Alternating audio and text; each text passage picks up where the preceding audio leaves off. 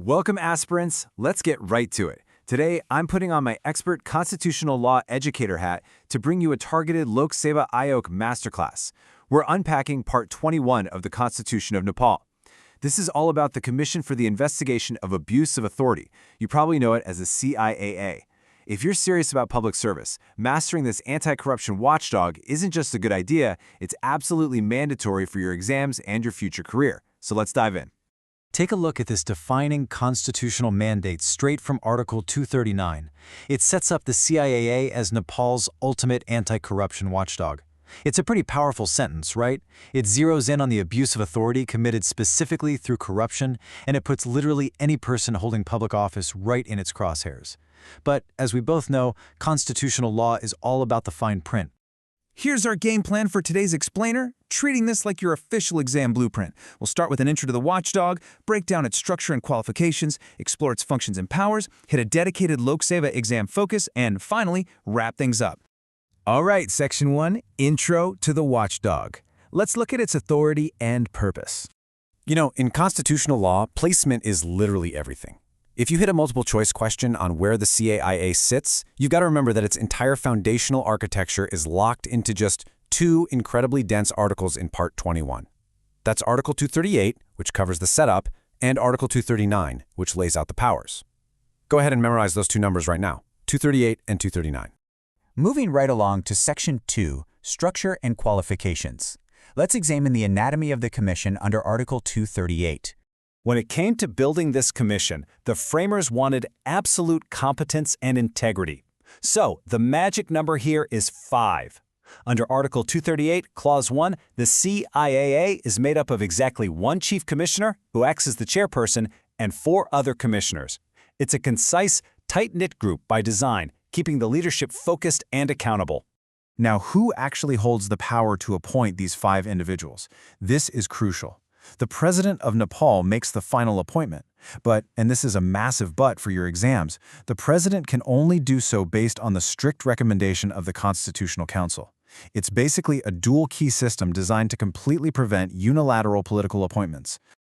Okay, to really master Article 238 for the Lok Sewa, I want you to remember this specific set of numbers: 6, 65, 45, and 20. A commissioner's tenure is exactly 6 years from their appointment date. They have to retire if they hit the maximum age limit of 65. To even apply, they must be at least 45 years old. And finally, they need a solid 20 years of specific professional experience. Seriously, lock these exact figures into your brain right now. But it's not just about numbers, right? Article 238, Clause 6 also demands some very specific qualitative traits. A candidate needs a bachelor's degree, high moral character, and, this is a big one, absolute political neutrality at the time of appointment. They can't be a card-carrying member of any political party, which definitely causes some headaches during the recommendation process. Oh, and those 20 years of experience we just mentioned? They have to be in highly relevant fields like accounting, revenue, engineering, law, development, or research. Now, keep your eyes peeled for the reappointment exception in Clause 5. This is a classic exam curveball.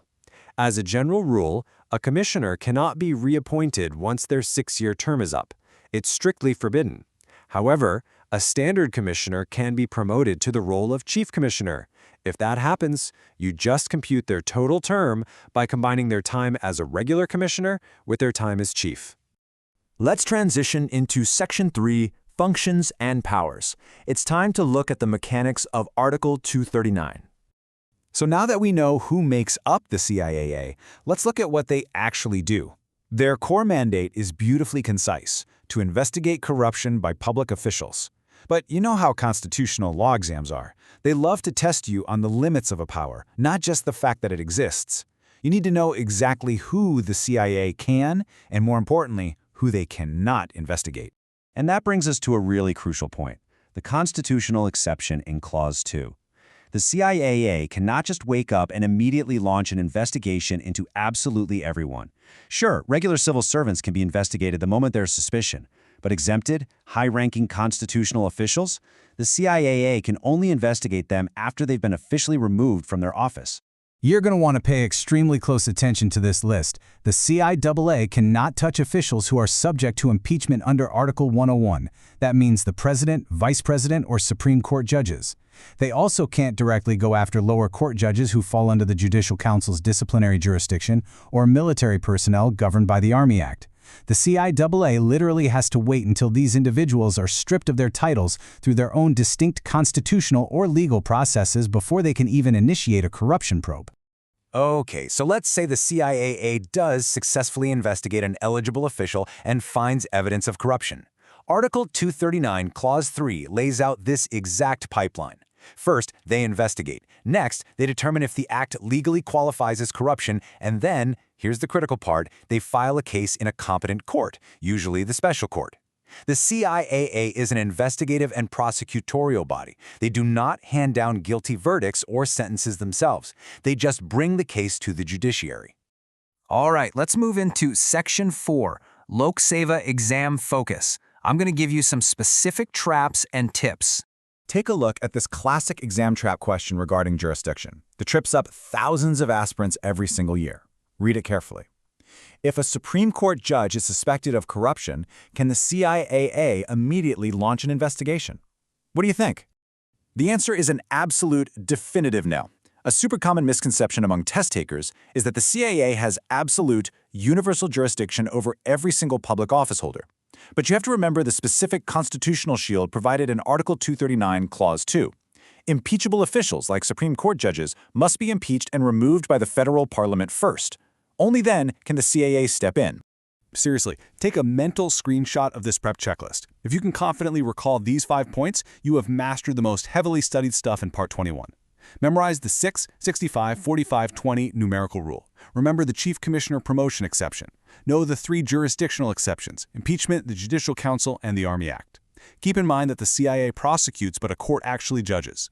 And as a final pro tip, remember that Article 239 links to other laws, which is why collective cabinet policy decisions generally fall right outside the CIA's direct investigative net.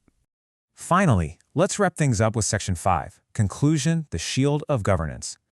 So, why are all these rules so incredibly specific? Well, understanding the CIAA is critical not just for checking the right box on your Lok Sewa exam, but for protecting the actual future of good governance in Nepal. The strict qualifications, the rigid age limits, those precise jurisdictional boundaries, they all exist to ensure this watchdog remains completely impartial, highly competent, and fiercely dedicated to eradicating corruption, all without becoming a tool for political vendettas. I want to leave you with this final thought. When you pass your exams and become the future civil servants of Nepal, how well will you uphold the rigorous ethical standards demanded by Part 21 of the Constitution? The true integrity of the state rests entirely on the people running it. Study hard, really understand the law, and I'll catch you in the next explainer.